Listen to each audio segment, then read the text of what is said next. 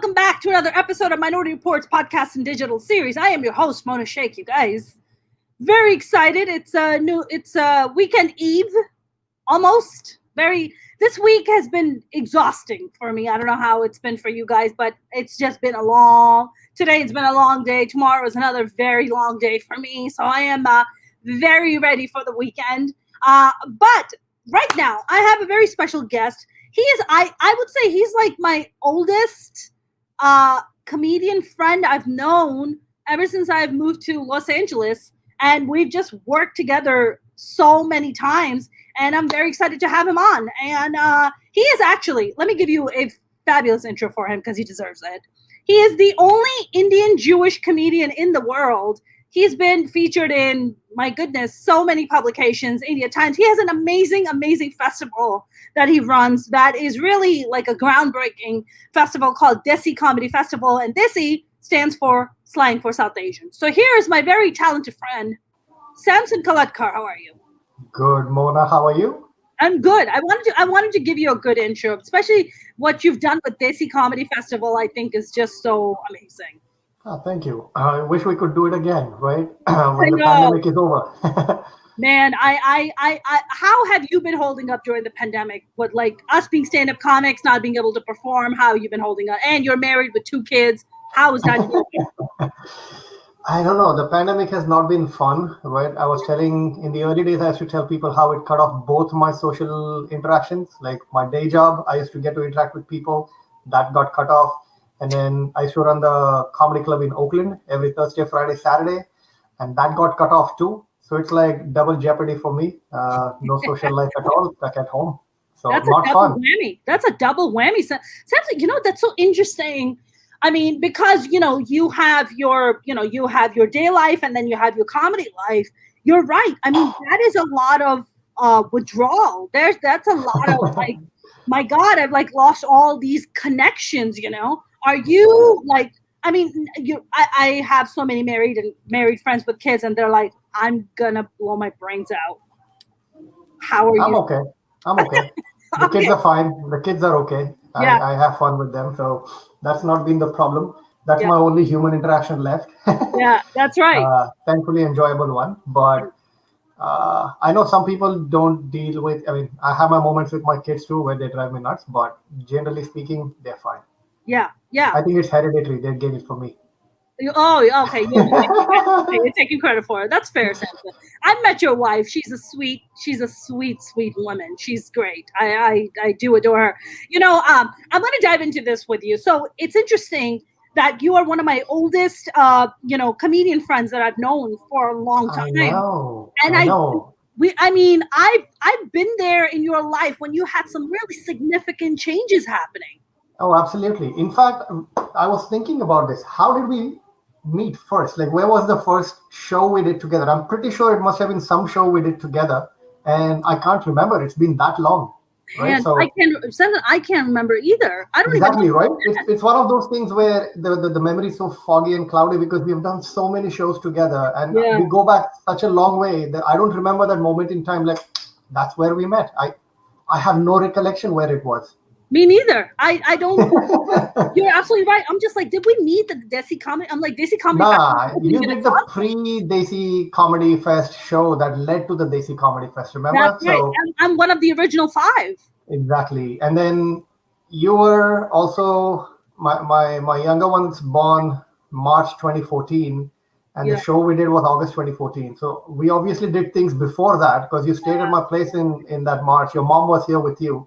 That's right. So I don't even know what else we did. Did we do Sultans of, no, what was it? A Fanatical comedy tour? Or did you do something with my Mahatma Moses comedy tour? I don't think it was Mahatma Moses. Yeah, because that was like 2009, 10 maybe. Yeah. I think we met somewhere in like 2012. I have a feeling. Probably. I think I met you just about, maybe I was a year into Los Angeles, having moved from New York. And I met you, and I think I've just known you ever since. I remember. I mean, it's amazing. Like I remember where. It's so I don't even know how the hell we even met. It's fascinating to me. But what's interesting to me, Samson, about you is that we've done all these shows together. I've stayed at plays. I've known you for such a long time. I don't really know a lot about your upbringing in India and Yep. that journey to America. Like, I know nothing about that part of your life. So I really want to kind of, I know I think whenever we hung out, we've kind of touched upon it, but we've never really delved into it. I mean, you are, first of all, the only Indian Jewish comedian in the world, correct? As far as I know. As far as you know. I Yeah. mean, how big is the Jewish population in India? Here's how I describe it. There's a billion plus Indians. There's barely 5,000 Jews left in the country. Wow. We are like the little dot on the forehead of the entire face of India. That's how tiny we are. The dot probably has more real estate on the human face than Jews have in the population of India. It's such a small percentage. As a math major, I can't do the math, but it's a very tiny community. Yeah. Mostly centered around Bombay, Mumbai, whatever you like to call it. Yeah. And that's where I grew up. And within that small community too, Yeah. there are factions, right? There's the ultra-Orthodox, there are the Right. ultra-Reform, and then every possible thing in between. So it was fascinating to me growing up that you'd think that a community as small as like a few thousand would be very homogeneous, but it's not. Right. We still fought with each other. Yeah, I mean, something what I'm fascinated by is how did Jewish folks end up in India? So according to the story that's told to me, and one of my favorite things is to poke holes at all these historic made up stuff, right? I go all the way back to the genesis of Judaism and disapprove the whole theory of Jews. But according to the story, there was the second temple destruction in Jerusalem back 2,000 years ago. And when that happened, there were 12 tribes that spread across the world. One of them landed in the west coast of India through a shipwreck. So there was a ship carrying whatever number of Jews that wrecked on the shores of just south of Bombay. And then 7 couples survived. And that place, Navgaon, I was trying to recollect the name. It's called Navgaon, right? And if you go there, there are 7 wells where they have buried the dead bodies from the ship from 2,000 years old. So that's sort of the starting point for Jews in India. What fascinates me is how they went from 7 couples to, at its peak, 70,000 Jews in India, right? That's a very productive community. 5,000. Is it 5,000 or 70,000? It's 5,000 now, right? I'm talking about the peak, right? When pre-Israeli independence, there was a larger population. But when Israel was formed, a lot of folks migrated to Israel. A lot of Indian Jews migrated to Israel as well. Makes so sense. There was a rapid depletion in the population too. That makes sense. I mean, I'm rounding it down to 5,000. I'm sure it's a little more than that, but. Wow. How interesting. So wait, so do you not believe in that story, or that is an actual story? That's the story that's been told to me. Now, how accurate, how factual? If there were 7 couples and now there's like whatever amount of Jews there are, there's got to be some mixing.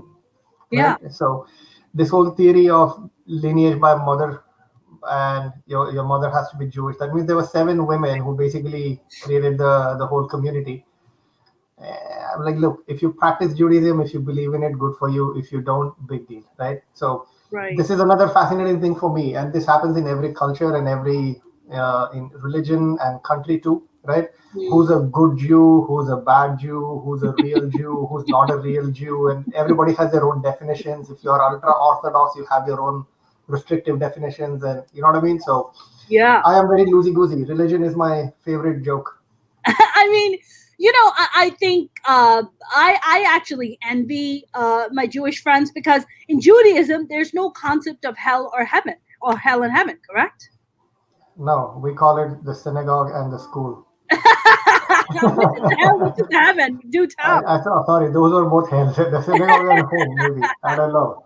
Right? Like, I never understood the concept of praying and why we had to wake up at 6 in the morning to do it. Yeah. It's like, if Jews wake up 6 o'clock in the morning to pray. So there's 3. We pray 3 times a day. You overtake us. You do like 5 times, right? No, so we are an overkill. You're the pioneers. Yeah, overachievers, right? So we're just 2 steps behind. We are like Def Leppard, 2 steps behind. So we pray morning, afternoon, and evening. Yeah. And the evening one is timed with the sunset. The morning one is timed with the sunrise. Yeah. So you got to be up before sunrise and get there to start your prayers. Because apparently after that, God doesn't like it if you wake up after sunrise. Got it. Because God wants you to be an early riser because. Yeah, and He wants to hear the same shit repeated all over for the last 6,000 years that it's been repeated Yeah. on every single hour of the time zone across the earth, right? So Jews in Australia wake up in their sunrise and they blare the same stuff, and then the Western Australia Jews wake up, they blurt out the same stuff, and then the East Asia, and then South Asia, and then Middle East, and then it That's just right. goes on like 24 hours a day. Can you imagine being God listening to 5,000, not It's a 5,000, whatever, 5 million or 8 billion people yes. talking to you the same things over and over every single day for every Exhausting. hour? I mean, listen, that's why God is just, I think God has just left the earth on automatic pilot at this point. He's like, I give up. I'm not dealing with this. You Yeah. idiots, figure it out. I want nothing to do with this. Yeah. These are a I mess. also like the phrase that God and man looked at each other and said, "My creator." Right? So Interesting. Oh, I I'm a like firm that. believer of that. Yeah. Oh, I like that. Samson, when you were growing up, I mean, what I've always loved, my ancestry is from India. My father was born in India in UP. My nanny, my grandmother, my mom's mom was born in Delhi. So we have my grandfather, my mom's dad was Iranian, migrated from Iran to India, and then India to Pakistan, right? Yep. So he loved It's to a travel. fascinating mix, right? Yeah. Yeah. So I don't know this very accurately because my parents' generation wasn't very open about things to discuss. But my mom's also from Kashmir. All right. That's where you get And the coloring from. And pre-independence, as far as I know, my mom's grandparents' family was in the Punjab part of Pakistan. Got it. And during partition, they switched over to the India side, and then they resided in Kashmir for a while before they moved to Bombay. So I have some Pakistani roots, as far Of as I course know. you do. I mean, everybody has, like, if you're Indian and Pakistani, it's all mixed, man. All that, migration, all that murder and killing that went down. It's heartbreaking. I mean, I wonder, something like, so for us, right, growing up in Pakistan, the only diversity you have is a Shia person. That's the extent of your diversity. In India, it isn't like that. You're going up next to a No, Hindu, a Muslim, a Jain, this, especially in Bombay, right? especially, Bombay, I call it the original melting pot of the world yeah, because you have Iranis who are in Bombay, a significant community, that's right. Parsis as they are called. You have Jews and Muslims and Christians and Hindus and Buddhists and Sikhs and Jains and every possible thing under the sun, right? Yeah, They've all been there, which is one of my jokes, right? Because here in America, when somebody disagrees with you, you're told to go back to where you come from. that's right. And I'm like, I grew up in Bombay for like 2 decades, and people have lived in that city for centuries. That's And you right. can debate and disagree and argue with anybody on anything. Yeah. Nobody ever told you to go back to where you come from, right? What they told you was to go to Pakistan. Even if you're So, not, even if you never lived in Pakistan, they're like, just go to Pakistan. We disagree. yeah, the go back to where you come from here is the go to Pakistan there. That's hilarious. That's hilarious. Yeah. No, I mean, I think I'm always. I mean, when you were growing up, was your neighborhood primarily like a Jewish community, or you guys just kind of grew up in the mix of all these, So it's a mix, right? Because first of all, the density in Bombay is so high, right? Right now, it's 18 million people in that city. Wow. That's like half of California lives in San Francisco. Now, that's Bombay, right? So the density makes it impossible to really isolate. So where I lived, we were right on the border. There was a Muslim wedding hall on this side. I actually shot a video on my phone in 2016, the last time I was in India, just walking through my neighborhood because Yeah. it was so fascinating. Right? First of all, everything is much more compact and closer, right? Because it's so crowded. Yeah. And then within a single shot, you can see there's a Hindu temple, there's a mosque, and there's a church, and they're literally hop, skip, and jump away. Wow. Yeah, Wow. yeah. You could probably stretch your arms and touch two of those places of worship, right? Really next to each other. So everything is such a hodgepodge Mhm. uh, that one of the fascinating things about this that I loved growing up in my building where I grew up, we would celebrate like 5 New Years, right? There's Yeah. the Christian New Year, the Parsi New Year, the Jewish New Year, the Muslim New Year, the Hindu New Year. And Wow. every New Year you get some cool stuff from your neighbors, like sweets and you know what I mean. I'm like, this is great. This is fun. I love this multiculturalism. So I Exactly. eat all 5 New Year goodies. I'm not saying no to anything. I listen. I mean, I wouldn't either. I'm all about I'm going celebrating You Diwali, know man. the sheer kurma, right? Sheer The korma. sheer kurma, right? So we have these things, right? There are certain stereotypes that apply, which is sheer kurma from a Muslim family will taste better than sheer kurma from any other family, Right, right? If because you want that's to your eat, specialty. yeah, if you want to eat what you know is chivda as the The snacky thing snack. that we eat, right? It's gonna be good from a Maharashtrian family. No other family makes it good enough. If you want to eat certain things, they're made well by certain communities, and you just stick with it. Like you want to eat a biryani, go eat a Hyderabadi biryani. Don't even experiment on anything else. So I and food has a lot of correlations in my talks. So yeah, Was and what do Indian Jewish folks specialize in? What's their main? uh, I don't know if there's a particular thing we specialize in. One of the things that I've not seen anybody else do that I used to cook, and a lot of my friends were like, "Oh, I'm like, yeah, this is Indian Jewish stuff." There's a lot of red curry, chicken. Red curry is pretty common, right? We used to make a green curry version of it, Okay. and uh, coconut influence. Again, the Konkan coast, the west coast of India, lots of coconut in the food there. So that was slightly different. Chicken, the black eyed beans, you can put all kinds of things in and make food out of Yeah. it. The Yeah. other thing that I've not seen anywhere else, you know those poha, what is it called in like flat rice? You know what poha is? Like Mm. the rice that's flattened and then It's not the it's puffy rice. It's not the puffy one, not right? the puffy one, right? The flattened rice. It's Okay. dry and flat, and then you soak it in water, Okay. and then you mix it with coconut water, and then some sugar and grated coconut, Okay. and we call it god poha, like sweet poha. Poha poha is the word for it. And the predominant population there of Hindus, Maharashtrians, they eat the spicy version of it. They have like onion poha, potato poha. We make sweet poha, and that nobody else I've seen do. It's a very Jewish thing in India, and I have to Interesting. love eating that. And you can eat some really spicy curry with this sweet poha, so it has that sweet and spicy taste. Yeah. So good. Now that I'm saying it, I'm like, I gotta make it. I can't. Now your mouth I don't watering. know how to, but I should call my mom and figure it out. ask her how to make it. I mean, Simna, when you were growing up in India, like, was your family like reformed? Were you guys like, were your parents religious? Were they, Yeah, did they go to synagogues? Like, what was that like for you? my family is a khichdi, as I call it in the local lingo, right? It's a Yeah. hodgepodge. It's a So hot. Yeah. my mom's Kashmiri Punjabi, my dad's Jewish from Bombay. So your Uh, mom's not Jewish. Your mom converted. she converted because back in those days, if you both were from different religions, your children are illegal, whatever that means. What? Wait, back when? What are we talking? What year? 70s, early 70s. I haven't explored the Indian Constitution and the laws. There are things that I've heard, and then that I've not gone back to like really explore. Like, is this really Wow. right or wrong? But there was questions around legality of kids if you intermarried, right? It wasn't such a commonly accepted thing to intermarry. Wow. So wait, If if the kids are illegal, then what? You get thrown in jail? Like what happens? I don't know if it's like an illegal thing or if it was more of a societal pressures, right? It Right. may not be actual legal thing. It may be a societal mindset that, oh, you're marrying outside the religion, blah blah blah. Yeah. Yeah. So, Was and your then I mom don't know why my mom converted. Was it because of societal pressure or did she just want to? The thing that baffles me the most, right, this is a Hindu custom, but apparently also practiced by Jews yeah. because my mom's birth name was Vimla Thapar. She married and became Esther Koletkar, right?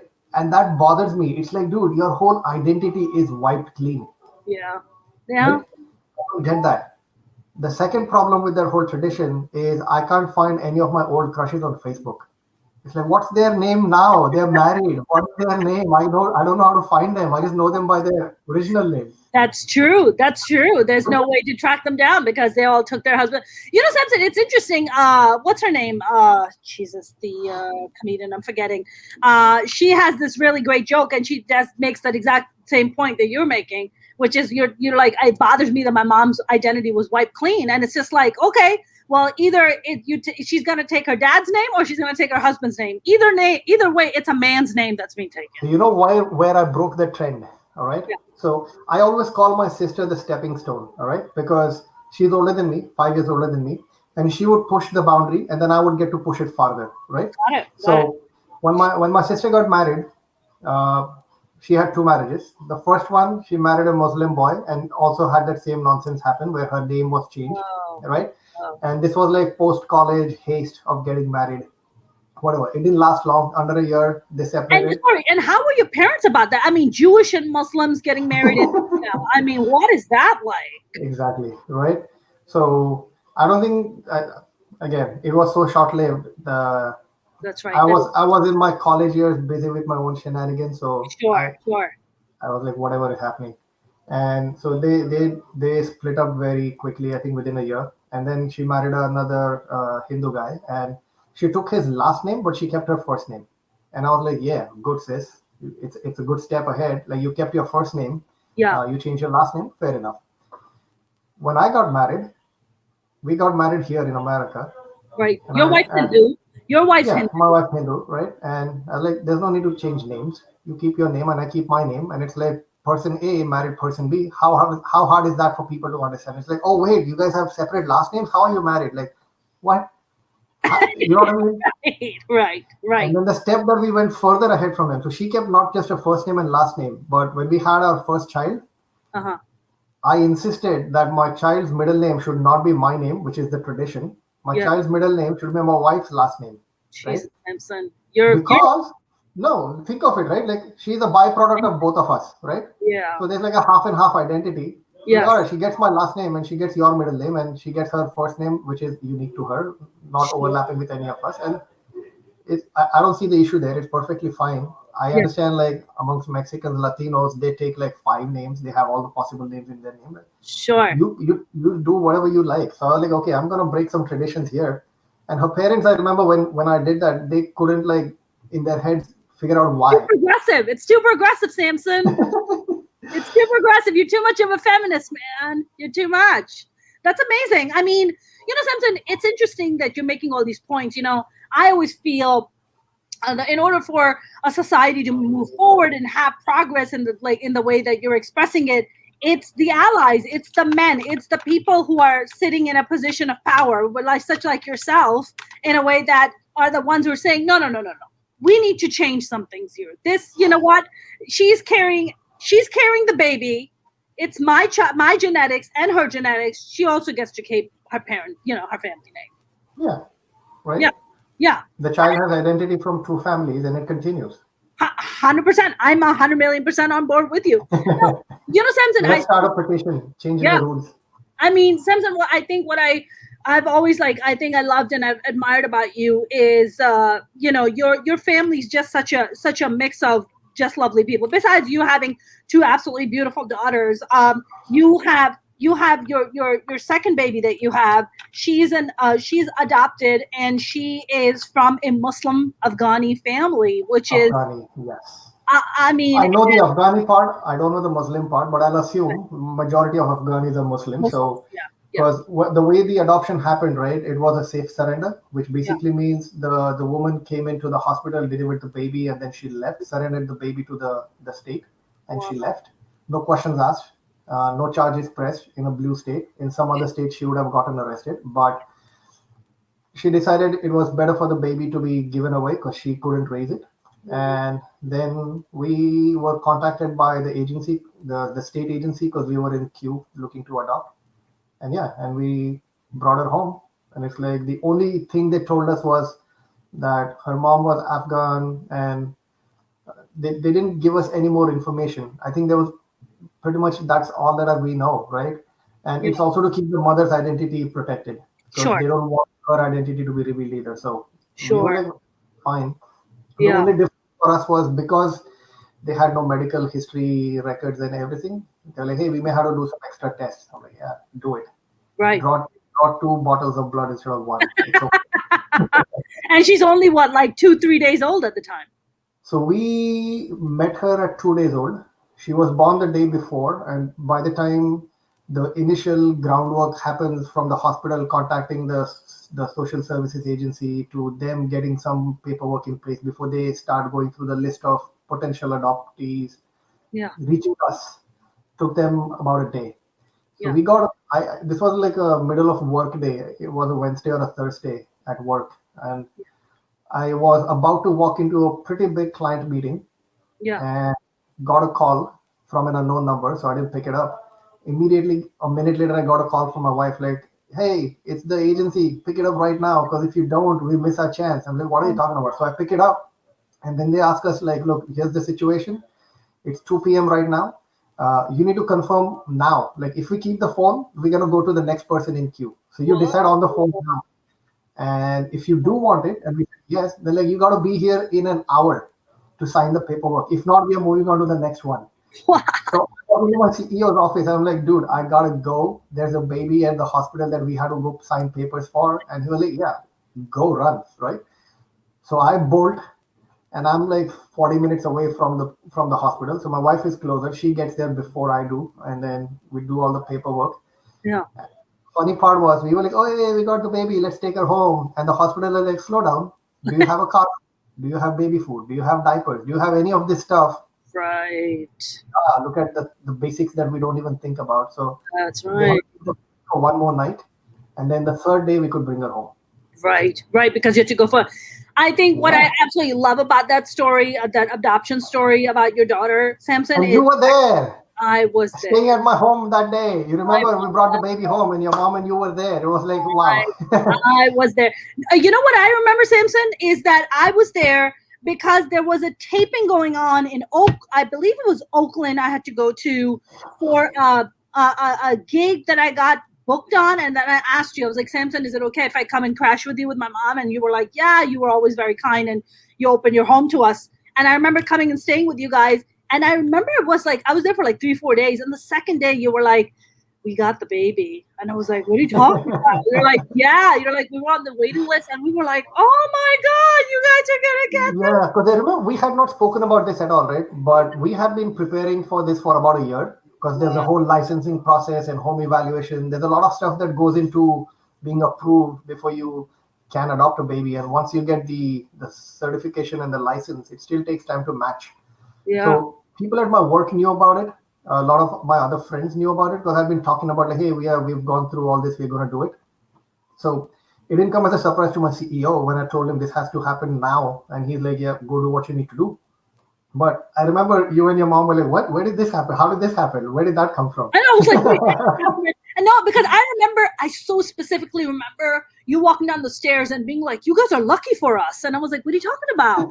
And it's like, we just got baby. I was like, baby? What baby? Yeah, What are you talking about? You're like, oh, we've been on the list for, to adopt a child. And I was just like, wow, I this is know. wonderful. We had India, Pakistan, and Afghanistan under the same roof. How cool is Yeah, that? that's right. That's right. There was a lot of unity going on that day. No, I love that story so much, and I think my mom to this day is just like, how is he? How is how is that nice Jewish boy with his Hindu wife who adopted a Muslim child? These I are the know. my mom's like, these are the people that make the world better. These are the people that make the world a better place. And I was like, I agree with you, Mom. I agree with you. Yeah, she always like remembers you guys with such love and fondness. You And if know, it asks for any more diversity, she has an Italian name. right? That's it. Like, come on. Like, if she can check off any more boxes. I Sometimes when know. you guys, I mean, I usually hear a lot of horror stories about adoption. Like people are like, Yep. I've been on the waiting list for years, 8 years, 9 years. Do you guys? I mean, that is such a serendipitous thing almost, where it was just meant for you guys. Like you waited 1 year, which is kind of unheard of, actually. Yeah, dude. It was lucky in a way, right? I'm not a big believer of luck, but it was more just like circumstantial luck. Yeah. And some people do wait a long time. The younger the child you want to adopt, the longer the wait. And especially because we were not going with the private adoption model, right? Where you pay an agency to adopt a newborn. We were going the public adoption, which means you're adopting from the system of orphanages, what are called child homes here, group homes here, right? So it's harder to find a newborn there. It's harder to find a younger child there. Generally, the kids in the adoption system are much older.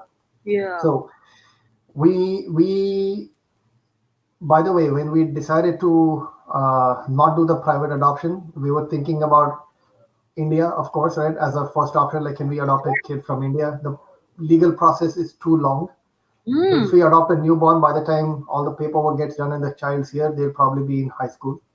So like, okay, that's not an option. Really? That long? No, you exaggerate. Yeah, it's no. It's a long the naturalization process, like getting green card for Indians. 6 years is the fastest you can do.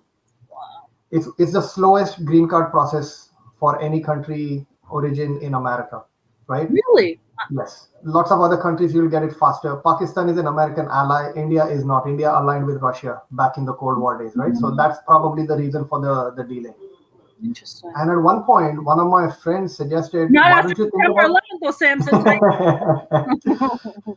Yeah. So one of my friends had actually suggested, why don't you consider adopting from Pakistan, right? Because that makes it much, much easier. It's an ally and the process, the paperwork is much faster. And so we actually were like, hey, that's a good idea. Finally, a chance to go to Pakistan, right? Because I've been wanting to do that for a long time. But then we figured as the process evolved, we just decided, let's just do it locally because there are kids in the US who need a home too. So why don't we just do it here? Yeah. And this literally came out of the blue, right? Like you can't plan or prepare, and that's the tricky part about when you are having a baby naturally, right?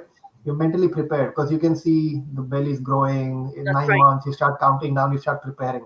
That's right. This one just popped out of nowhere. It's like, hey, baby, now pick it up. And like, oh shit, let's go, right? Exactly. And you bring her home, and we're all excited, like, oh, we got a newborn baby. How cool is that? Yeah. And all that coolness and excitement disappeared in 2 days because now we realize newborns don't sleep. That's right. And so I'm waking up 6 times a night, and I'm like, man, we should have adopted a 3-year-old. At least they sleep. I wonder what your kind of thinking was behind getting a brand new baby instead of getting like a toddler or maybe a slightly older baby. So we had put our thing as we wanted to adopt somebody younger than the older one, and by the time we adopted, the older one was 3 years old, right? So we were like, okay, 0 to 3.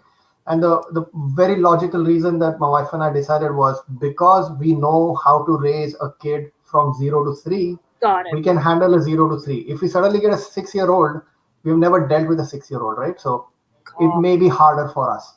So that was our criteria of going in. Now, what also happens, the longer you stay in the queue, the more flexible you become on what you want, what you don't want, right? So you guys, I actually talk about this in my stand-up. I have a whole 30-minute routine that I'm hoping to put up on YouTube soon, which is this whole process of adoption, everything that we learned along the way, because there's so many assumptions we have. If you have never adopted, you haven't explored it, it's very simple, right? We get our ideas from the movies. And it's not that easy. It's not that straightforward. There's a lot of things you have to think about. Some of it is some really hard decisions you have to make.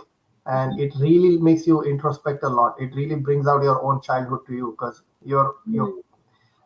I say this in a very joking way, but it's much faster, easier, and cheaper to have a baby than to adopt one. To make a baby than to adopt one. I agree with that. Listen, there could be just one drunken night. That's the whole thing. Like you prepare so much for adopting one, but when you're making one, there's no like, you go do what you want. There's just figure your own things out. Precisely. There's definitely no thinking going on, to tell you that. That's for sure. Man, Samson, this whole, thing about adoption is like amazing to me. So wait, what happened with the Pakistan idea about you guys going to Pakistan to adopt? What happened with that? Because we started to just localize our search. Like, hey, if we find something within the county, if it doesn't work in the county, we'll go to the adjoining counties and then further out, the state, maybe the West Coast, right? So we were slowly expanding the geography. Yeah. But before we got too desperate to expand, this happened. So we stopped. Right. I mean, Samson, for you guys didn't want to just try to have another kid of your own. You were like, no, we'd rather just adopt. So that was one of the things that my wife and I had spoken about before we got married. And I don't know how the conversation came up, but this whole idea of, hey, we get married, we have a kid, and then adopt the second one and balance the gender. That was our plan. And you both were totally on board. We both had the exact same chain of thought, right? Wow. The only thing that altered there was we didn't balance the gender. We have 2 girls, right?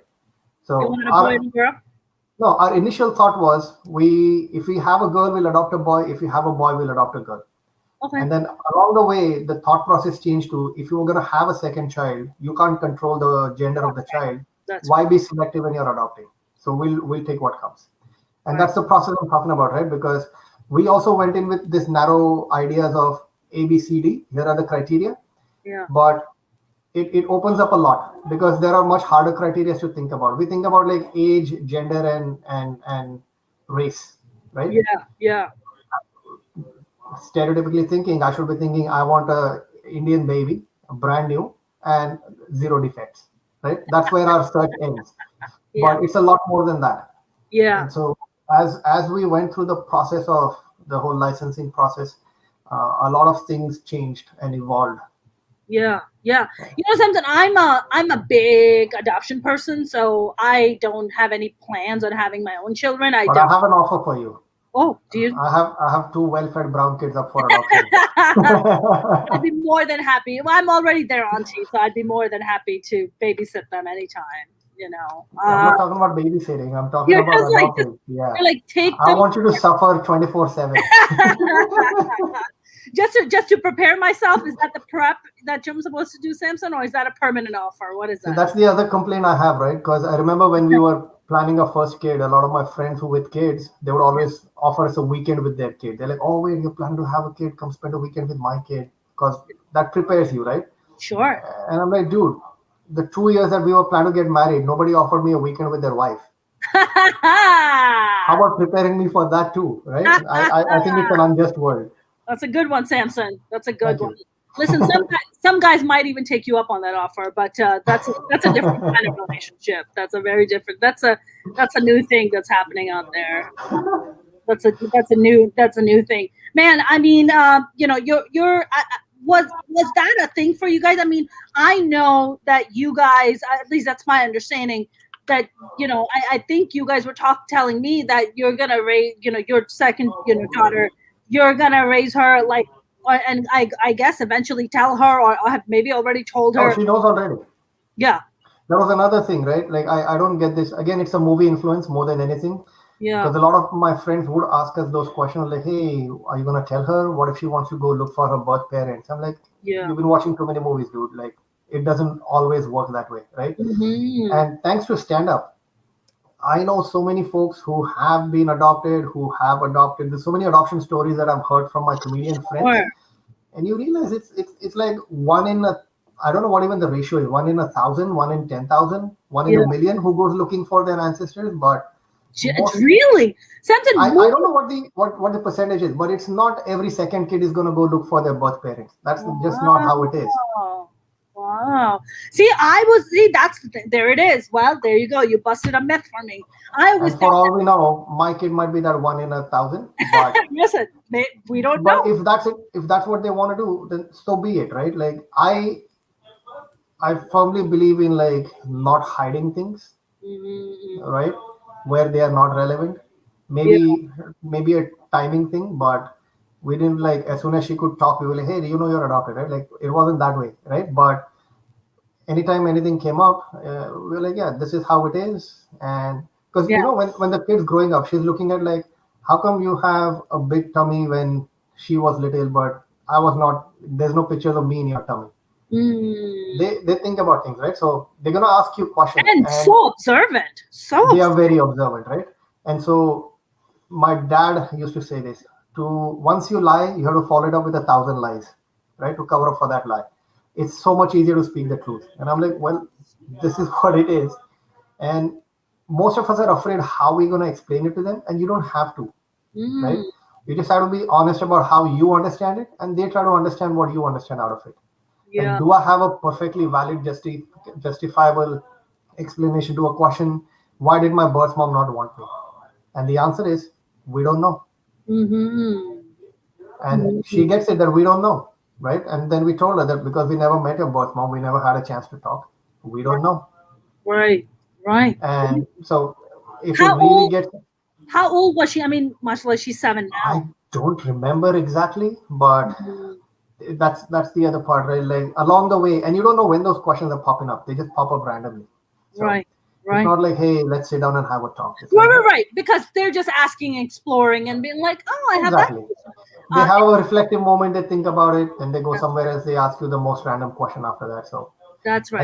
I think, yeah, that's the way I like it. Just be Yeah. like, make It's it so easy for funny. everybody. Yeah, my niece, when I think she was about maybe 6 or 7 years old, I think same as your daughter. They were watching a movie, and there's a scene about the bride getting married, and she's crying as she's leaving her relatives. And my niece is sitting there, and she starts crying, and my brother is like, "Why are you crying, baby?" And she was like, "Daddy, Mommy, I just want you to know I'm never getting married because I never want to leave you. I'm never gonna do what she's doing, right?" So like kids are just so like they're so Exactly. sensitive and so loving. It's like, "Oh, I love you. I'm not gonna leave you," you know? You know what's the most fascinating part that I learned when we actually adopted? Yeah. There's always this question of who does the child look like, Mm. right? I have a whole joke about about that also in my adoption story. But what the caseworker that was working with us, the social worker, Yeah. what she told us was more than the core looks, where they start looking more like you is their expressions, because they are learning your facial expressions and they express the way you express. And so whether Mm. you like it or not, she's going to evolve to be more like you because of her facial expressions. And Ah. that to me was fascinating. Like, if you really think about it, there are some people who literally look like each other because you can see the similarity. But then there are others who behave so much like each other. You're like, oh man, you know what I Yes. mean? Those little facial intonations, like the Yes. brows getting in there. Yes. And I see that every day. Like, I'm looking at my little one. She's literally a reflection of our behavior. Wow. And Who is so is she the big more like? one. Is she more like you or your wife? So my older one is more attached to my wife. The younger one is more attached to me. Interesting. Interesting. And that's just because I mean, do you spend more time with the younger one than the older one? I have no explanation. I don't know. It Yeah. is how it is. And but she's picking up your like what is the expression that she's picked up from you where you're like, okay, Oh, that's the eyebrow for sure. shall we? She, Oh my god, I have totally seen her do it too. I've I seen have a pictures. I have a picture of her from we were at a restaurant, Indian restaurant, and she's a big fan of gulab jamun, Oh my god, the sweet round thing. so So cute. she ordered a plate of gulab jamun, and then as usual, I cut it into small pieces for her. And Uh, there's like the two big ones got cut into like 10 small pieces. And yeah. I said, "Can I eat one?" And she goes, "No." Immediately, right? And I took a picture of her and I have posted it on Facebook too. She just has this stern look like, ah, no, you don't get any of it. That's so freaking cute. That is so adorable. I mean, I feel like your daughters are I mean, does your older daughter know that the little one is adopted? Is that a I conversation you think guys had to she's have? the one who told the younger one eventually. That's how she got to know more than us telling her. The older one told the little one, "You're adopted."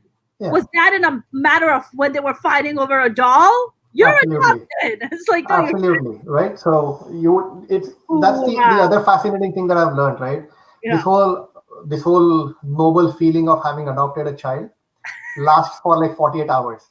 All right. After that, when the child wakes you up sixth time in the night, you just want to choke slam her like sleep, like the Undertaker. You know what I mean? Right, right. And so even the older one, when she's like, when am I gonna have a sibling? When am I gonna have a brother? When am I gonna have a sister? Right?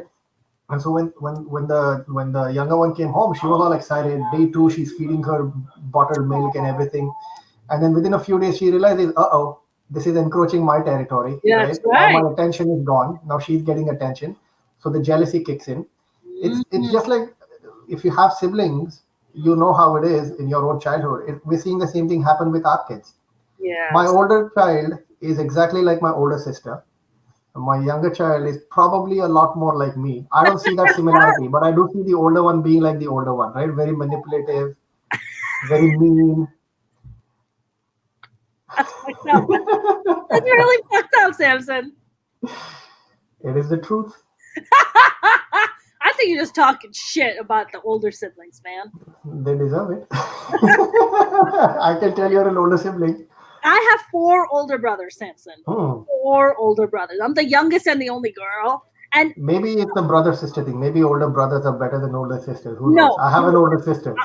I'm Just not kidding. sure about Just that, kidding. Samson. I'm not sure. I can tell you that, like, everybody, like, anybody who ever meets me and learns that I have 4 older brothers, they're like, "You must have been a princess." I'm like, "Princess? I was No, the I was the beat down from everybody, I right? was the fucking rag Punching doll bag. that everybody got to like fucking punch and and you as a girl, like when you grew up with boys, I mean, I have all these like pictures of me as a child. I refuse to wear my dresses. I'm Of constantly course, wearing my brother's because clothes. you want to blend in, right? You want to blend? I think I'm a boy for the longest time. My mom had to literally sit me down one day and was just like, "You're not a boy, you're a girl." And I Mhm. remember being like devastated when I heard the news. I was like, devastating news. I I don't know like what you it. mean. I want to be a boy because you get to blend in with your brothers and you get to play with them. But I feel And like, actually, that's the thing that annoys the older kids the most is yeah, the younger one is so clingy to the older one because they are your first line of defense. You don't know yes, anybody else, and the yes. older one is just like, give me my space, leave me alone, let me do my thing, right? And so that's what makes the sibling rivalry It's kick so in. cute. But it sounds to me like, so when the older one revealed to the little one, "Hey, you're adopted." Did she cry? Did she not understand? Did she come to you guys and be like, "What's adopted?" I think that was literally the first reaction she had, like, what does that mean? Mm, And I I remember explaining it to her more than once. So I don't remember exactly in what chronology and what exactly happened, but it's a question she has asked it a few times, like, what does adopted mean? What yeah. does adopted mean? Then it went from what does adopted mean to why am I adopted? Mm, Then it changed to why did my mommy not want me? Right? So her questions keep changing. And it's not like you answer once and it's done. They'll reappear because yeah. it takes a time to process the whole information as Sure. well. Sure. So that has happened over a period of time. Again, right now I haven't heard it from her for a long time, but Yeah. it's somewhere in there, and it will pop up again. And when it does, Yeah. yeah, let's sit and talk. Ask anything you want, and I'll answer it to the best of my abilities without twisting or manipulating anything. Yeah, yeah, and you're absolutely right, Samson. That is the best way to go about it, right? Because sooner or later they'll be like, "You lied to me," and you don't never want your child to say that. You're like, Exactly, right? Like yeah, now, not only do you have to watch what you say, but now you have to make sure that everybody else that she interacts with also watches what they say. that's right, Way too much of an overhead. that's right, that's right. Because sooner or later she's gonna find out whether you like it or not. Exactly. She's gonna Especially when she has an older sister. find.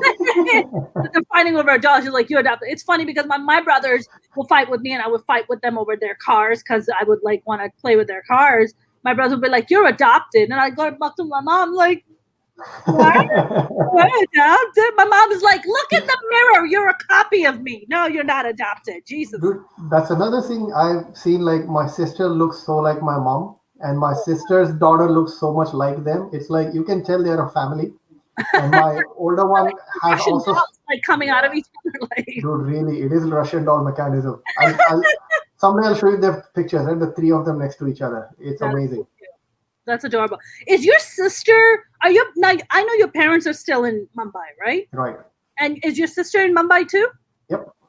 So they never moved out to Israel. They never wanted to move out and live there. So you asked me one thing earlier about did my parents grow up religious? Did they practice Mm, religion and all, yeah, right? yeah. My dad's theory always has been do as I say, not as I do. So he's like, hey, you wake up and you go to synagogue on a Saturday morning. Yeah. I'm gonna sleep in.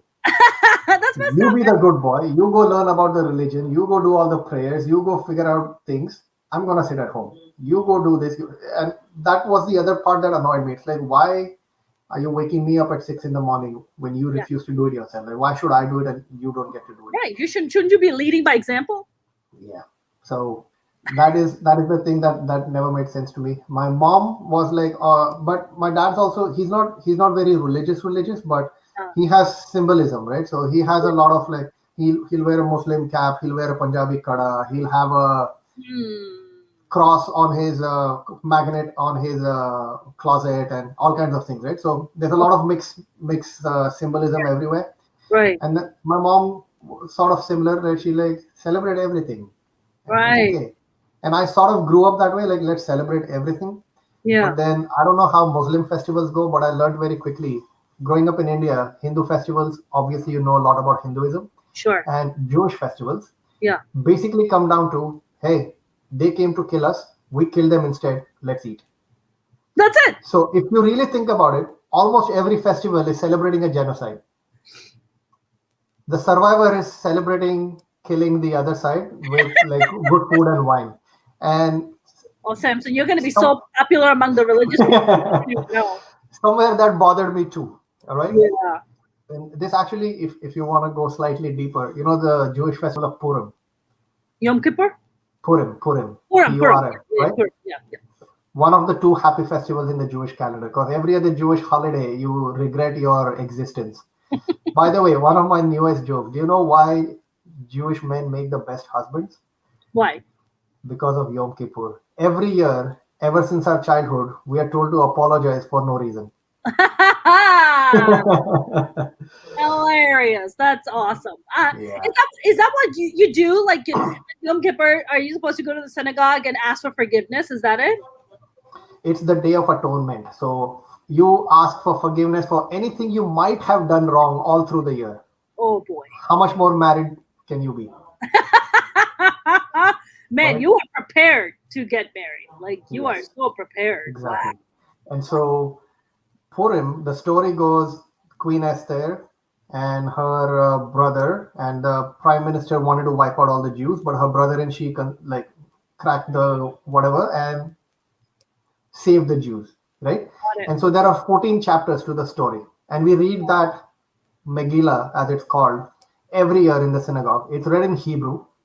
Yeah. And the other thing that bothers me about prayers is it's done in Hebrew, a language which half of us don't speak, saying things that half of us don't believe, Yes. to a room full of people, half of whom are asleep, right? So prayers are torture, and we read that book every year, and we are told the story that hey, the minister wanted to kill the Jews, but the queen saved the Jews, so let's celebrate. Those are the first 13 chapters. Wow. And I actually read the English version of the book. Okay. Let's see what these 14 chapters are. The 14th chapter is they foiled his plan, but then the Jews massacred the people who were supposed to massacre them. And that's the celebration. Then I look at Hanukkah. Hanukkah is the same story. There was a war, they fought, they survived, celebrate. Passover, same story. You've seen the 10 Commandments, right? They're Sure. walking through the desert for 40 days and That's where 40 nights. people go. Yeah. Yeah. And then what happens at the end of it? The ocean drowns everybody. Obviously made up shit. There's something you probably, whatever, you drown them in the ocean, you murder all their firstborns. You know what I mean? It's all about killing. So every single Jewish and Hindu festival is about they came to kill us, we kill them instead, let's celebrate. And so I don't know how and when this happened, but I stopped celebrating everything. Wow. So Even the food, but you have no problem eating the food though. I'll eat the food. What has food got to do with it? That's true. Listen, they're celebrating by eating food, man. I'll eat the food, right? Yeah. So I don't go to any place of worship, obviously. Yeah. I don't plan to celebrate anything. I don't light the candles. I don't put up things. Yeah. My wife was the other extreme. She was my family's mindset, like, hey, let's celebrate everything. I'm like, okay, you celebrate everything. I celebrate nothing. We'll end up celebrating whatever we celebrate. Right. So some year we have a Christmas tree. Some year we have a Hanukkah at home. Some year we have the what's it called? The little lantern for Diwali. Yeah. All kinds of things that would show up at But home. you don't have a mezuzah at your house though. I had one in San Francisco, right? Because I felt like I should have one because back home in India, and it was the first home we had bought. So then we'll put that up, if nothing else, as a decorative piece, right? Yeah, yeah. So we put that up, but when we moved to Fremont, no. They're like, By then I had reached the peak of my anti-religious logic. You know what I mean? Yeah. So I had gone through the phase of I call this the evolution of me. I went from being religious to being agnostic. Yeah. Where I was like, you know what? I don't know if there's a God, but just in case there is, I don't want to piss him off.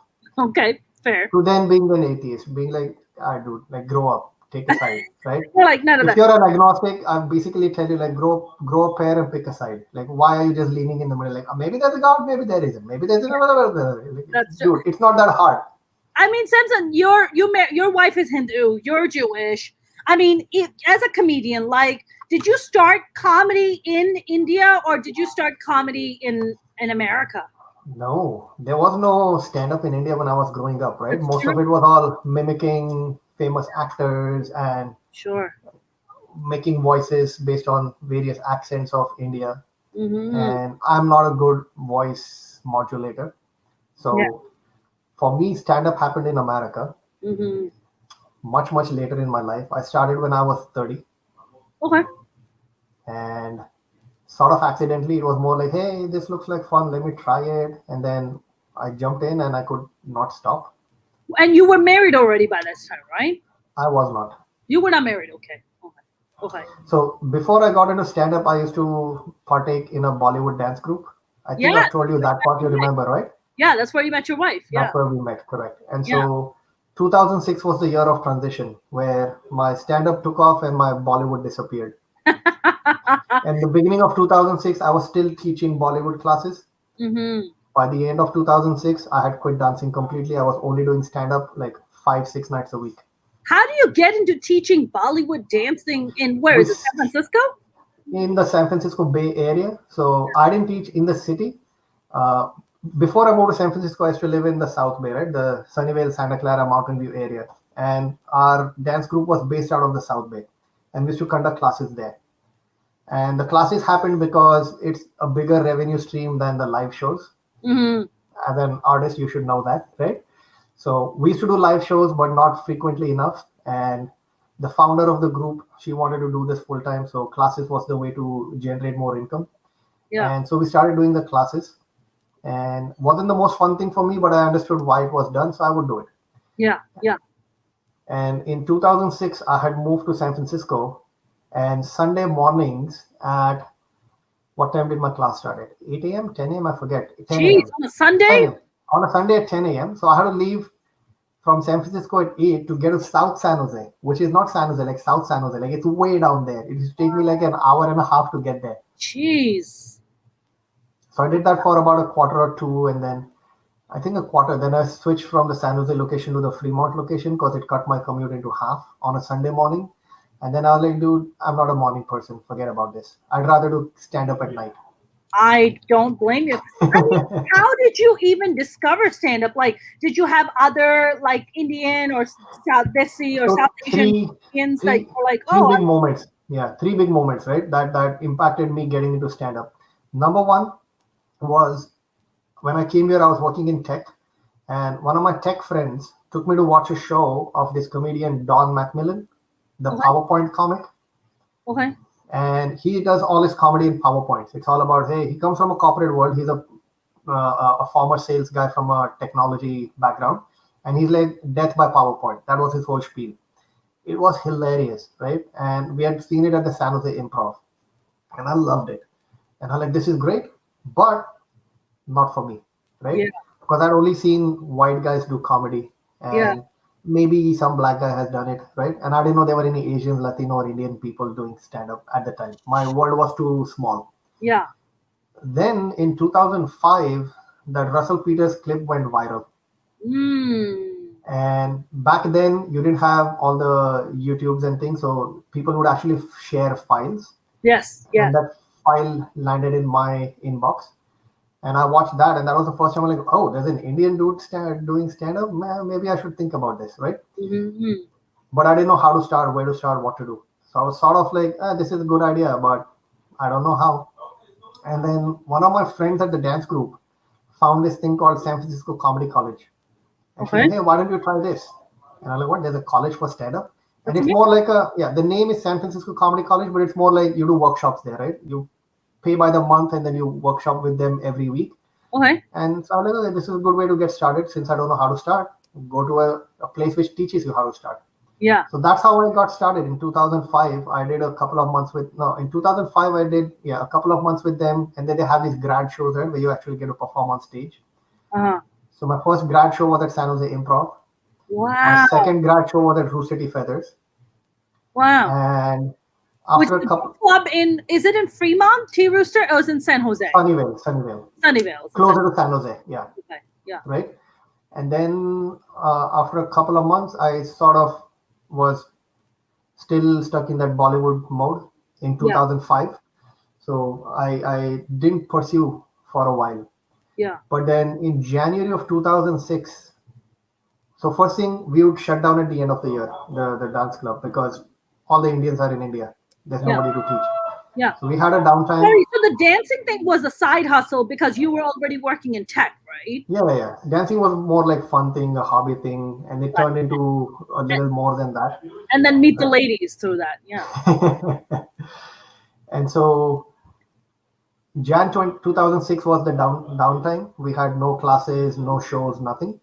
And I was like, hey, let me try and see how many things I can do in stand up. And so I started reaching out to the bookers, be like, hey, can I get a spot? Can I get a spot? Can I get a spot? Try to do open mics as many as I could, try to do showcases as many as I could. And I would drive up to San Francisco every evening. Wow. And I'm like, I'm just going to do this. Mhm. And then February of 2006, I got a chance to move to San Francisco because the company I worked for had bought another company, and the headquarters was San Jose, but the new company was San Francisco, and I moved to that division.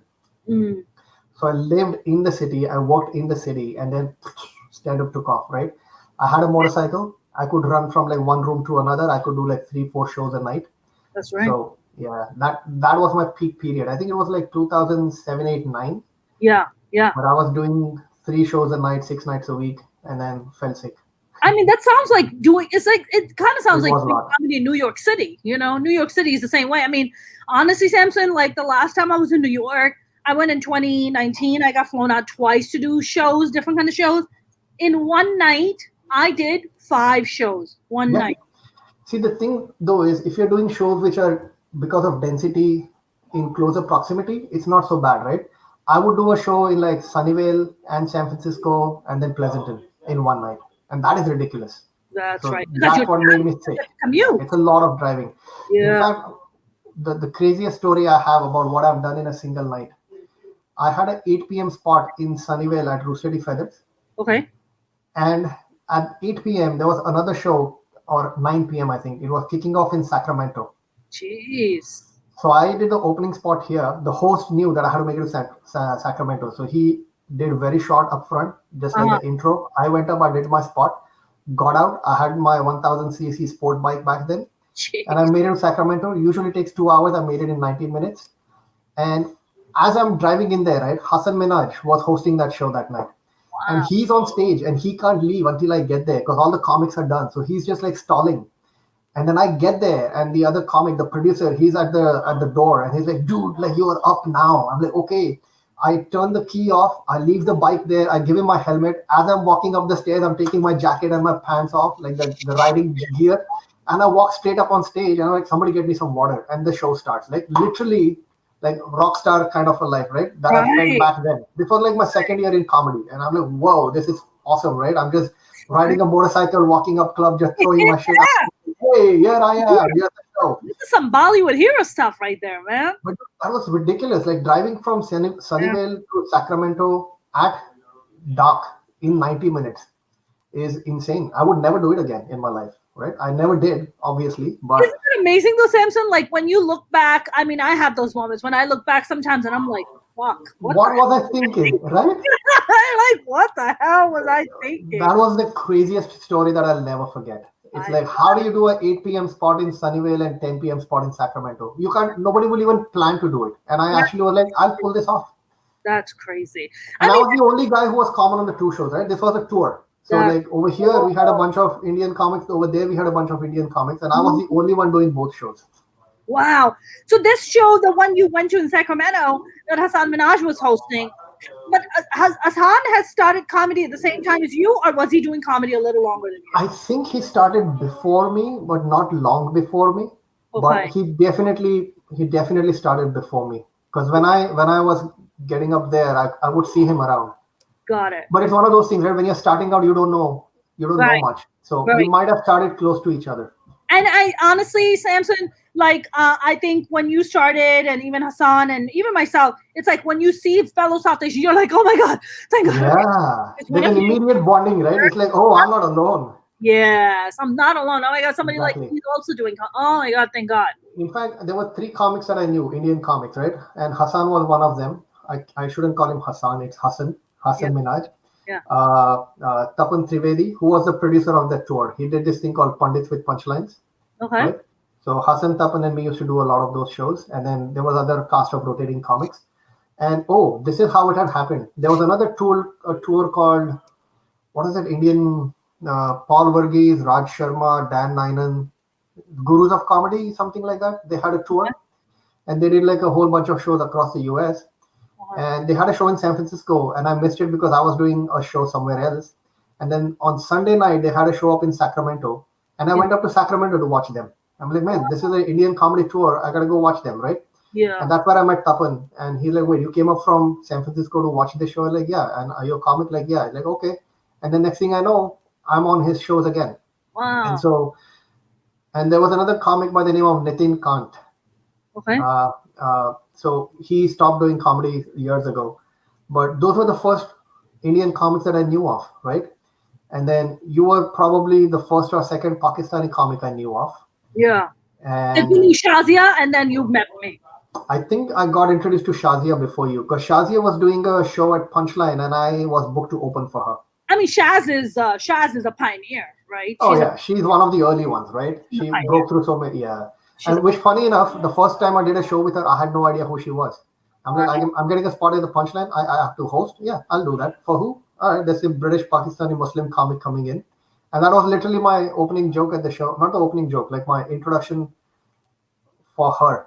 Yeah. No, for the middle comic. So it was Shazia headlining, me hosting, and there was another comic in the middle, and I'm blanking out on his name right now. He's a gay Filipino comic, okay. From San Francisco. Okay. And so I was like, hey, listen, this show, there's a lot of tension because you have a Indian, Jewish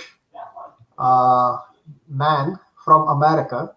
You have a you have a Pakistani Muslim female, like Indian Pakistani, male, female, Jewish Muslim, American, British. Yes. That's a lot of tension. And in order to diffuse the tension, Punchline decided to put a gay Filipino in the middle. And I got like the biggest laugh of the night, right? It was so funny. And I was just like, yeah, it just felt funny for me to say that. Yeah, that's in the moment. Yeah. And that was the first time I met her.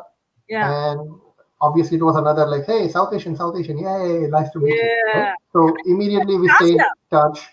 Yeah. Shazia had been doing comedy for a while. I mean, Shazia she was headlining the Punchline. Of course she's been doing it, and she's doing it successfully. Right. She was like touring the world. I mean, Shazia and I have just become really good friends in the last few years. Our friendship has just kind of thrived a lot, and it's interesting, It's the show we did, the United We Stand Up, August of 2014. Yeah. We did it on August 14-15, India-Pakistan Independence Day. I remember you calling me up and being like, Mona, I'm thinking about doing the show where we bring Indians and Pakistanis together. We're going to do the show. And I was like, sign me up, dude. Let's do this. Yeah. Right? So Shazia was in town. Yeah. And I was like, hey, that's a big plus. And I asked her like if she would like to do it. And she said yes. You were the other one coming in from LA. And I was like, hey, if you can do it, I don't know what I'll be able to pay you, but early days, right? It was early days for me. It was early days for you. So I know you had just come up without any money guarantee. Honestly, I didn't even expect any money. I was like, just a spot alone for me. Yeah, right. And then Imran G was an Indian Muslim guy on it. Imran still does comedy, right? Oh yeah, he does. Yeah. And then Daya was the other one. And the other thing that I also was very aware of is we wanted a good divide of male-female comics, right? Yeah. So it was Daya and you, me and Imran, and then Shazia happened to be here. So that became like a 5-person show. Yeah. I mean, it was 5 of us, right? I just remembered as the original 5, and I was one of the original. That's what I remember. Because that is where the whole seed for Desi Comedy Fest got planted in my head, right? That's right. My first idea was, hey, let's see even if you can take an Indian-Pakistani mix of comics and bring Indian-Pakistani audiences together to watch a show. Is that even possible? That's right. And it was, right? We had 2 amazing shows. They weren't full, but they were like half full, right? And I didn't lose money producing the show. I didn't make money either, but I was like, dude, like this is great. Like we know we can do this. There's an audience for it. That's right. Between August 2014 and August 2015, I was like, man, there's a Latino comedy festival, Jewish comedy festival, Arab American comedy festival, all kinds of comedy festivals. Why don't we have a South Asian comedy festival? Yes. And that was the whole genesis of Desi Comedy Fest. Yes. In August 2015, we launched with those 4 shows. You didn't do the 2015 because it was just the local comics. That's right. We had 11 comics from the Bay Area doing the shows. Yeah. And then 2015, sorry, we did it in 2013. You know what I think? 2013 August is when we did the United We Stand Up. And then March 2014, you were here, and you had stayed at my place even in 2013. And that's why when you came back in 2014 with your mom, you're like, hey, can I crash? And then the adoption happened at the same time. That's right. That timeline makes sense. But I still am not sure how in God I met you. I'm still trying to figure out. Yeah. Why did I call you for the show in 2013? How did that happen? I don't even know. I don't know. There was something else we did before, and I don't remember what it was. Yeah. I don't even know. Did you do my Oakland club before 2013? Do you remember? It was by the waterside. Maybe. I don't even remember. I think you know what I love about Desi Comedy Festival, and Desi, for the people watching this, don't know what that means. It means slang. It's slang for South Asian. That's how we refer to each other. Like Puerto Ricans call each other Boricuas. The Indians, Pakistanis, Bangladeshis, Nepalese, we all call each other Sri Lankans. We all call each other Desi. Like local. Desi means local, right? Exactly. Desi is local. Paradesi is foreign. For Paradesi is foreign.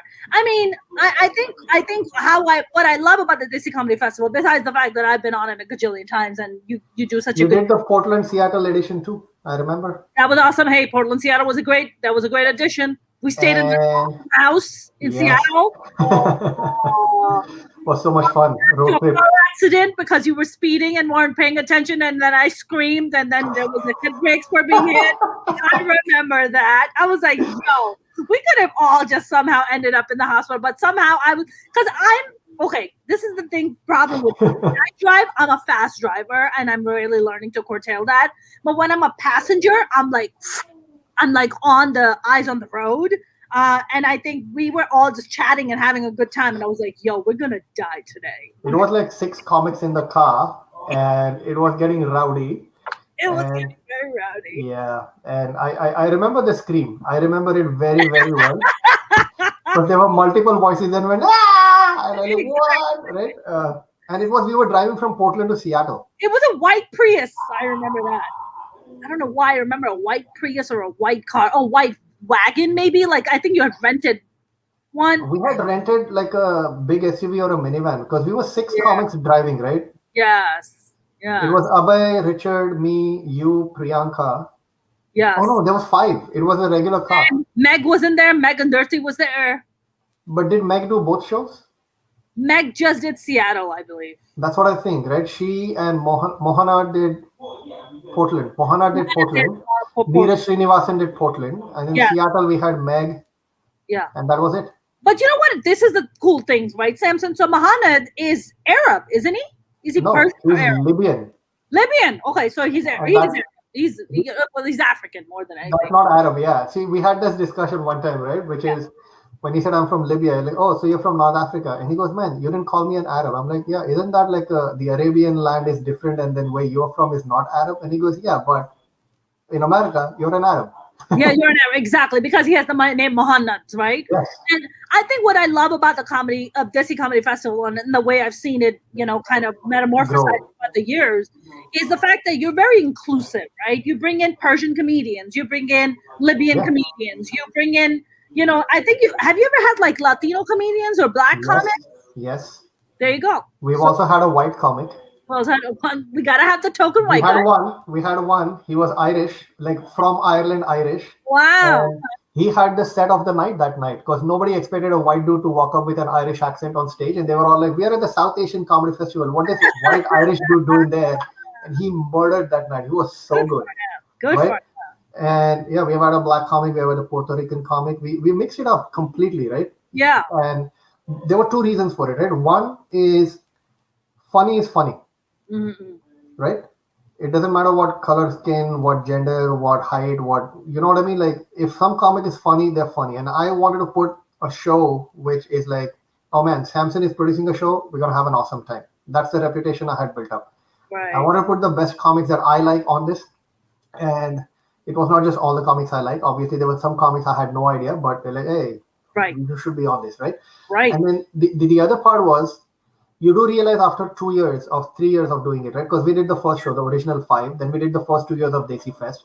Yeah. You do realize there's only so much, even a Desi audience can listen to a Desi comic, 6 Desi comics back to back to back to back. Right. So you got to put some spices in there, no? You got to mix it up, right? Yes. It's got to be a little bit of a variety is the spice of life. So it's like, all right, throw in a Latino comic here, throw in a black comic there, throw in a East Asian comic here, throw in a Middle Eastern comic there. So a lot of Irani, Egyptian, Syrian, Lebanese, Japanese, Koreans, Vietnamese, everything. You had Right? Kazu. You had Kazu Kasano on, didn't you? Exactly, and She's she was so good. Yeah, she did so That was good. She did. great. Oh, she's I so know. great. Kazu's Yeah. great. So Yeah. we had a mix of everybody, right? Yeah. But the core was always Indians and Pakistanis. And we used to seek out to find Afghani comics and Sri Lankan comics, like anybody we can find with that diverse heritage of South Asians. Let's definitely put them up. But let's keep borrowing from around as well Yeah. and diversify the lineup a little bit within, because this is what I remember. In 2016 was our biggest lineup. We had 55 comics that year. Wow. Right? 55 South Asian comics plus some non-South Asian, right? But majority, like maybe 45 of them were South Asian comics. Mm-hmm. Not a single repeating last name. What? Right? And I was like, dude, this is the diversity in South Asia, right? 45, not a single repeating last name. That's you got to realize, like, have two Patels, not no two Patels, no two Singhs, right? No two Sheikhs, no two anything. Everybody had a different last name. Wow. How interesting. Yeah. I mean, Samson, during the pandemic and stuff, have you tried to do online Desi Comedy Festival at all? Are you thinking We about? have not done the festival. We did a couple of fundraisers for folks, but right now I'm on a self-inflicted hiatus from my comedy club for a month. Like I just decided to take a month off, the whole month of January, and Yeah. I'm not doing any shows right now because Well, because you also do the Oakland Comedy Club that you have, right? So that's what the shows are happening. The other two guys are running it. I've taken a break because I honestly enjoyed that live element, right? That's what I would thrive at. It's like, hey, be there. As stand-up, that's do what it. we live for. We live for Yeah. that, Samson. So I've been doing these online shows since April, and they've been like, some have been good, some have been okay, some have been bad, just like live shows. But overall, it's the enthusiasm has sort of like dipped. Yep. I mean, honestly, Samson, also, if people are experiencing, this is a new thing during the pandemic, which is Zoom exhaustion. This is a real new Dude, especially because I work all day on Zoom. So I like just go from one Zoom to another Zoom. Precisely. And then the worst part of it is the show's over, you click, and then you're sitting home alone. It's like, what a dud. Exactly. I mean, honestly, when the pandemic hit, I was doing like shows for the first 3 months, right? I was doing them pretty much, putting them on every week, and it's exhausting. I'm like, oh my God, I don't even get to have the human contact. It's all virtual. This sucks, you know? And then I was like, you know what? I'm going to put that on hold, and I'm just going to do these live streams because this is a lot more interaction to me than, doing stand-up. Like, there's some social element to this, right? You get to chat, you get to joke, you get to be yourself. That's right. Get to be yourself. When you're doing a show, it's a little different. And also, I get to know my comedian friends in a way that I've really never gotten a chance to know them, right? I've never gotten a chance to know this side of Samson before. And that's why I want to know this part of you, right? We've never talked about the adoption story. I knew you brought the baby home, but we've never talked about that. I didn't know what kind of stuff you grew up in India, what that life was like for you. Who were you before you became, Samson the comedian? Like, I want to know that, I at least for me, I'm dorky like that. I like I'm a fan. All good. I'm happy to talk about me all day long. I'm sure you are, Samson. That's what makes us a comedian, no? Yeah, you know what it is, Samson? For me, it's like the older I get, the more I'm just like, don't ask me cookie cutter questions. Mm-hmm. I get bored very fast, very easily. I'm just like, don't ask, because I honestly, every time I interview for my podcast or for even my Mona's rants that I do, this is what tomorrow's going to be my 65th episode. My Mona's rants, I'm already at 116th episode. Nice. I mean, I've just been like, I live stream 5 days a week. I mean, it's, so every day I get to talk and hear new perspective and learn something new. But I think for me, it's just like, I don't want, the older I get, more and more I'm beginning to really despise interviews more and more. You know what I have learned about interviews is it's not the question that's annoying, it's the follow-up question that's important. Right? You ask me a question, that's fine. Like 100 other people have asked me that. We are talking for the first time. You ask me the question, I'll answer it. Yeah. It's the follow-up question that you come up with that tells me whether you're engaged or you are just like, hey, here's my list, I'm going to walk through. Let's Yes. go through the motions. Yes. So to me, the follow-up questions are more important than the questions. Yes, I The agree with you. lead-ins. For me, Samson, Very few people can ask a really good lead-in question, and Yeah. that's just like some of these. Like right now, we're talking, right? You realize I have a work call at 7:30, and I just noticed that some people have joined the Zoom, so I got to jump in there. yeah, absolutely. But you don't realize the time, right? Because it just flies by. You're like, hey, That's we right. should do this again. Let's spend another hour and a half talking. I'm Because totally it's so much down, fun, Samson. right? You're welcome back anytime, my And friend. then there are others where you're like, dude, I've been here 45 minutes. Can we cut this now? Exactly. Exactly. Yeah.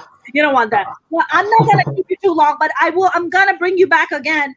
If What? not on a podcast, but on Mono's Rants, we'll bring you back on and we'll have another powwow discussion. But Samson, I sorry, and I know you have to run, but where can people listen to your adoption story? I mean, are you gonna put that up? Where can I will put that video out now that I've verbally committed to it officially. So Yeah. I have the video. I just had to edit and cut it out. I'm not doing any special effects. It's just like start and end and just get it Yeah. out there. So I will get it out February this year. How about that? And then I'll Nice. share it with you and I'll share it with everybody. And it's one of my best stand-up routines I've ever written.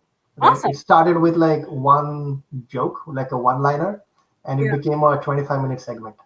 Wow. Wow. It's a Good lot for of fun. you. So now, where can people follow you, Samson? My website, which is pretty dormant, my Facebook, which is pretty dormant. I don't tweet. I don't understand Instagram. But That sounded like an old man. You're not an old I man. know. I'm not an old man. I just didn't bother for Instagram. It was like too many to try, and Twitter is too noisy. I don't get it. So I'm on Facebook. That's where I post most updates about my shows. Yeah. And the weekly shows that I was doing with Comedy Oakland, my club, is every Friday, Saturday.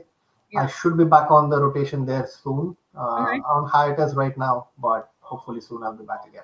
Awesome. Awesome. And they can find you at just Samson Koletkar, right? You can Google my. Here's what I tell everybody, right? Forget the names because it's hard to spell and remember. Just Google Indian Jewish comedian. You'll That's find it. me.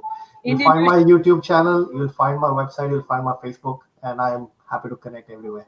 Awesome. I don't Awesome. respond to YouTube comments. Haven't responded to a single YouTube comment in my life Wow. for all the videos I've put up there.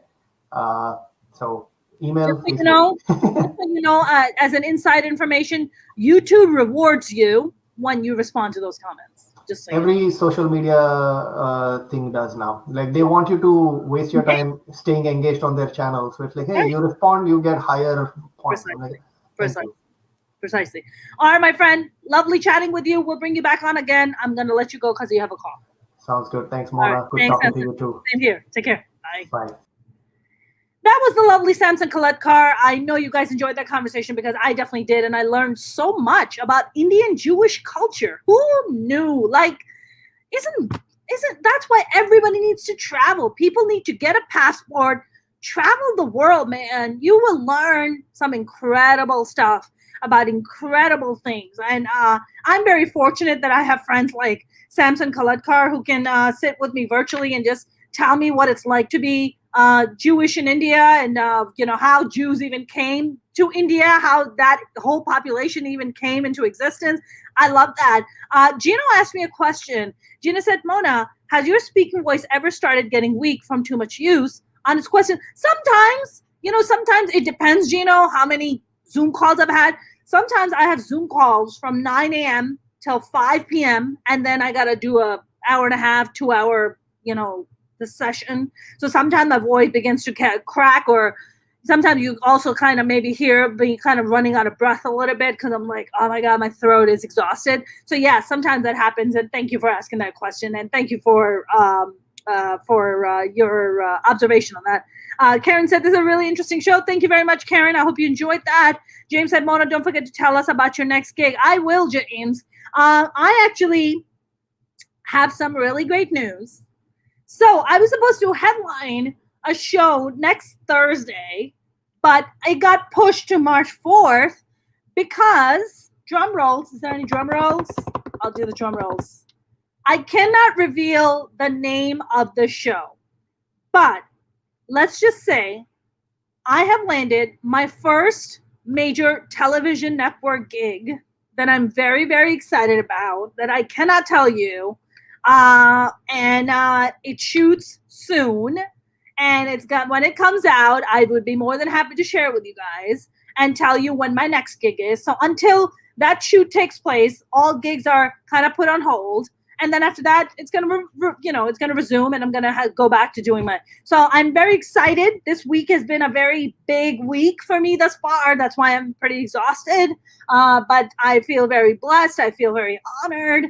Yeah, thank you very much. Thanks, Gino. Thanks, James. Thanks, Karen. I'm very excited. This is a very big deal for me. It's my first major network contract, and I'm very, very excited about it. But I would be more than happy to share it with you guys next week. Or whenever I'm done shooting this thing and they say it's okay for me to share. But you guys, I will be back tomorrow with another amazing guest. She is a tech genius. Thank you, James. You're so kind. James said, I'm so happy for you. Karen said, yeah. James said, hooray. Gina said, congrats. Thank you, guys. And I will be back tomorrow. If you haven't subscribed to my YouTube channel, it would be amazing. I am up to 801 subscribers. Trying to get to 1,000 in the next 2 months or so. So it would be really great if you guys could go and subscribe to my YouTube channel at Mona Shaikh Comedian, which is on youtube.com/Mona Shaikh Comedian. Same goes for Facebook. Same goes for TikTok. And you can follow me on Instagram and Twitter at Mona's Comedy. You guys, I will be back tomorrow. Stay safe out there. Have a good night. Don't forget to subscribe to my channel. And don't forget to watch the playlists, guys. That's where I'm trying to rack up my watch hours so I can be monetized. So, and that would be all, honestly, I would be so thankful to you guys if you guys can go and watch these playlists. That would be the Minority Reports playlist, which is all these interviews that I do with all these cool people, plus Mona's Rants. You can also watch that. Plus my stand-up is there, blah, blah, blah. I will see you guys tomorrow, 6:15 Pacific. Have a good night. Stay safe out there.